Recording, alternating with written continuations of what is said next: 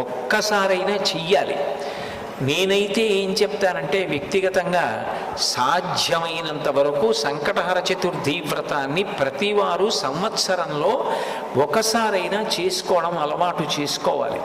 నేను ఎందుకు ఈ మాట అంటున్నానంటే, వేదవ్యాసుడు దేవీ భాగవతం చేస్తూ ఒక మాట అంటాడు, కాలో హి బలవాన్ కర్త సతతం సుఖదుఃఖయో నరాణం పరతంత్రాణం పుణ్య పాపానుయోగత. భగవంతుడు మనకొక సుఖాన్ని ఇస్తే మన పుణ్యాన్ని అడ్డుపెట్టిస్తాడు, మనకి దుఃఖాన్ని ఇస్తే మనం చేసిన పాపాన్ని అడ్డుపెట్టిస్తాడు. నేను చేసిన పుణ్యమేదో నాకేం తెలుసు, నేను చేసిన పాపమేదో నాకేం తెలుసు, అనుభవంలోకి వచ్చేశాక తెలుస్తుంది. అది అనుభవంలోకి వచ్చేసి సంకటం ఏర్పడిపోయిన తరువాత పరుగులు తీసే కన్నా అటువంటి సంకట స్థితి రాకుండా ముందే సంకటహర చతుర్థి